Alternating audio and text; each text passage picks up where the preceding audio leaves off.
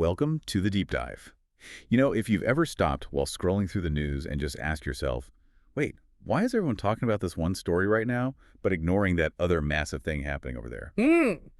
Then this deep dive is definitely for you. We're pulling apart the mechanics of news production itself. Today, we're digging into a text that, well, it fundamentally changed how we view the information we consume. Noam Chomsky and Edward S. Herman's Manufacturing Consent, The Political Economy of the Mass Media. And that book, it's not just a history lesson. It's almost like an operating manual for how power structures can use the media to, manage public opinion. Right. Our mission today is really focused. We want to pull out the key structural insights, the actual tangible procedures that decide which voices get amplified and which facts get buried. So we're moving beyond just saying media bias. But way beyond. Yeah. We're trying to understand the actual architecture of control. And if you can internalize these concepts, you become a much more skeptical and, because of that, a much better informed consumer of news. Because the whole idea, the entire premise, is that in societies like ours, which are dominated by powerful elites, the mass media operates not really to inform, but to support the dominant social, economic, and political agenda. This central concept they developed to describe this is the propaganda model. So, okay, let's unpack this structural theory. Right. The propaganda model is their systematic framework. It's for explaining how capitalist media, which, let's be honest, essentially all major Western media functions, they argue that you don't really need explicit state-run censorship. So it's not some guy in a dark room saying, don't print that. No, not at all. Instead, it's the simple pursuit of profit, combined with a reliance on powerful sources and, of course, advertisers. All of this creates these structural filters that just inherently bias the final news product. It sounds, intensely cynical, but they root it in economics, not in some grand conspiracy. So what are the key filters they talk about in Chapter 1 that fundamentally shape this whole flow of information? They identified 4 big ones, and the first one really establishes the base reality: ownership and the profit motive. Okay. Major media outlets aren't just newspapers or TV stations anymore. They are massive, vertically integrated corporations, and they're often owned by even larger conglomerates. Think, defense contractors, banking firms, global real estate empires. So the point here isn't just that they need to make money. Every business does. It's that they have to cover the news in a way that doesn't jeopardize the much, much larger financial interests of their parent company or their major shareholders. Precisely. If your parent company have huge investments in, say, fossil fuels, how aggressively are you really going to cover investigative pieces on climate change regulatory failures? Right. Or if your owners are defense contractors, how often are you going to run stories that seriously question the need for more military spending? This corporate structure, it provides the first layer of inherent unstated censorship. And the second filter, that just drives it home even more. Advertising revenue. If a media outlet relies on massive advertising budgets from corporations to survive, they have to produce 2 things, right? Content that doesn't upset the advertisers and an audience that the advertisers want to reach. And just think about the implicit pressure there. It's not just about avoiding stories that are critical of, a specific advertiser. It's bigger than that. How so? It's about avoiding anything that might put the audience in a bad mood, which would make them less likely to buy the products being advertised. So serious, complex, or really critical social analysis might be seen as, depressing? Exactly. Depressing and therefore anti-consumer. The advertiser pays the bills, and anything that hurts the advertiser's access to a buying audience, well, it has to be marginalized or softened. It's a really powerful and often invisible pressure that steers content toward the uncontroversial. That makes the third filter, sourcing of news, a matter of, sheer efficiency married to corporate security.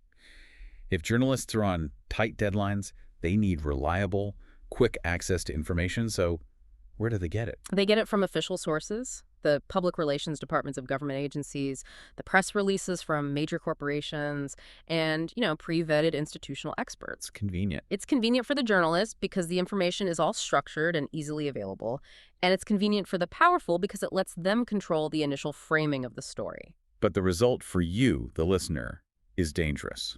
You're mostly just getting the institutional perspective. Independent investigative journalism, which is expensive and risky, it gets elbowed out by this flood of institutionally approved narratives, which are cheap and efficient. Correct. And the media relies on these sources not just for content, but for access. If you antagonize a major government agency or a big corporation by constantly challenging their press releases, you're going to lose access. And that's often a death sentence for a fast-paced news desk. And that leads right into the fourth filter, which is probably the most potent because it's the punishment mechanism: flack and anticipatory self-censorship. This is where it gets really interesting. What exactly is flack? Flack is organized, powerful, and sustained negative criticism. It's designed to punish media outlets that stray from the dominant narrative. So this isn't just a few angry emails from viewers. No, we're talking about organized letter-writing campaigns, threats of lawsuits, funding cuts to public broadcasting, or targeted attacks from corporate-funded think tanks and PR firms. The goal is to make the economic cost of challenging the status quo way too high. And the result of that constant threat is the second part of it: anticipatory self-censorship. Exactly. Editors and journalists, they know the potential cost of flack, so they learn to internalize the parameters.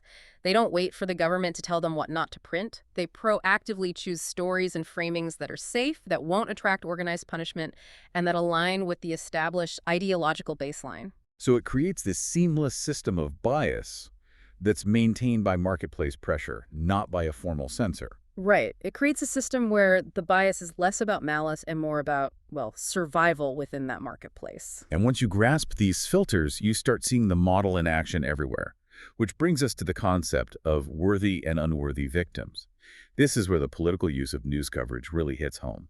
This section looks at the really stark difference in how violence and injustice are covered, and it's based entirely on who the victim is and, crucially, who the perpetrator is. Chomsky and Herman argue the key factor is whether the victim's suffering can be politically useful to powerful Western elites. So if a government that's been labeled an official enemy commits some kind of atrocity, the media coverage is massive, it's detailed, it's emotionally charged. The victims are worthy. Precisely. They become the focus of intense scrutiny, international outrage, endless memorialization. Their suffering is used to mobilize public opinion against the perpetrator, and that justifies interventionist policies or sanctions. But then what about the unworthy victims? Those are the victims of atrocities committed by our allies or by our own government. The authors, they meticulously document that the coverage of these victims is often minimized, it's contextualized away, or just, relegated to the back pages. The reports are fleeting, technical, and they lack the emotional language and sustained attention given to the worthy victims. It really forces you to audit your own memory. I mean, who do you remember vividly from global conflicts, and whose suffering just kind of faded into the background of maybe out a 2-minute segment instead of 2 months of saturation coverage? And that contrast, that is the mechanism of manufacturing consent in action. By highlighting one set of victims and marginalizing another, the media shapes our moral geography. It tells us which injustices we should care about and which we should ignore, all in alignment with pre-existing political agendas. This gets even more concrete when we look at their analysis of global power dynamics in Chapter 3, which focuses on legitimizing versus meaningless third world elections. They use the specific examples of El Salvador, Guatemala, and Nicaragua during the Cold War. Yeah, this really shows the geopolitical function of the propaganda model. The authors found a very clear double standard in how the media reported on these elections, and it was based solely on whether the outcome aligned with U.S. foreign policy interests. Can you just lay out that double standard for us? Absolutely. So you take El Salvador and Guatemala, they were U.S. allies, and they had highly questionable, often fraudulent elections conducted under heavy military influence. The media tended to legitimize these elections, focusing on the appearance of democracy, the pictures of people queuing to vote, and they downplayed the documented state terror, the human rights abuses, and the lack of any real opposition. But then you have Nicaragua, where the Sandinista government was considered a political enemy of the U.S. And the standard just flipped entirely. The election in Nicaragua was subjected to intense scrutiny. Every minor procedural flaw was amplified. The coverage emphasized alleged government control and focused on opposition parties that decided to boycott, often ignoring the positive assessments made by international observers on the ground. So the lesson is that the media basically told the public which elections were legitimizing and supported democracy and which were meaningless and therefore required, destabilization or intervention, regardless of what was actually happening. It's perception management at the highest level, and it raises this really important question. Are we seeing genuine democracy reporting or a powerful tool of bias framing designed to reinforce dominant global power structures? Wow. And the authors stress that to challenge this, you have to rely on independent analysis groups not dependent on state or corporate funding to get the necessary context. Moving from those big geopolitical frameworks to specific historical cases of, well, outright manipulation, the book gives some compelling, almost shocking evidence. Let's turn to Chapter 4, which looks at the purported KGB Bulgarian plot to kill the Pope, John Paul II. This case study is so critical because it illustrates how easily a massive disinformation campaign can be seeded and sustained by the mainstream media, even when the evidence is extraordinarily thin. And the goal was clearly political, right? To discredit the Soviet Union and its allies. Exactly. The narrative that the KGB had hired a Turkish assassin to kill the Pope, it served the political interests of those who wanted to destabilize the Soviet bloc. Key sources for this story were often intelligence agencies providing leaks, tips, and highly controlled, specific information. And the media, relying on official sources, that's filter 3, and driven by the desire for a huge enemy-focused story, just disseminated this plot everywhere. Right. The media was hungry for a major scoop, so they amplified the narrative provided by intelligence agencies. It blurs the line between journalism seeking truth and journalism serving a strategic anti-enemy agenda. It really showed how manufacturing consent through disinformation operates on a massive scale to create fear and justify political stances. And if you connect it back to the filters, the story worked because it was consistent with the established ideological baseline of the time. It didn't attract flack. It generated praise. It was ideologically safe. That perfectly sets the stage for the book's final, massive case studies, the coverage of the Indochina Wars, Vietnam, Laos, and Cambodia, which spans chapters 5 and 6. This is maybe the most devastating application of the whole model. War coverage is the ultimate litmus test. Herman and Chomsky argued that during the Vietnam era, the media functioned heavily as a mouthpiece for the government. They framed the conflict to justify military intervention and repeatedly downplayed or just ignored the massive human cost of U.S. actions. And you can see the effects of embedded journalism here, even before that term was really a thing. Yes, the authors pointed out that journalists who are physically tied to military units, who share their experiences and rely on them for safety and access, they inevitably start to internalize that perspective. It's only human. And it results in one-sided, sanitized accounts of war that minimize civilian casualties or strategic failures. The embedded reporter becomes part of the military establishment's narrative structure. They're manufacturing consent for ongoing conflict by showing only the, quote, heroic side. Then in Chapter 6, they look at selective reporting in places that were less strategically important, like Laos and Cambodia. Why did the media fail so badly to cover the bombing campaigns and the suffering there? Because the suffering in Laos and Cambodia, especially the civilian casualties from U.S. bombing, it just didn't serve the political utility of the dominant narrative. The media focused on the military battles that confirmed the U.S. story, while neglecting the broader context, the atrocities, and the sheer scale of the human devastation that was strategically inconvenient to report on. It shows the structural need to obscure the true human cost when that cost is from actions supported by Western power. The mainstream narrative just conveniently chose to ignore or downplay all that suffering and injustice because it was inconvenient. And that necessity is what validated the crucial role of alternative media and counter-narratives.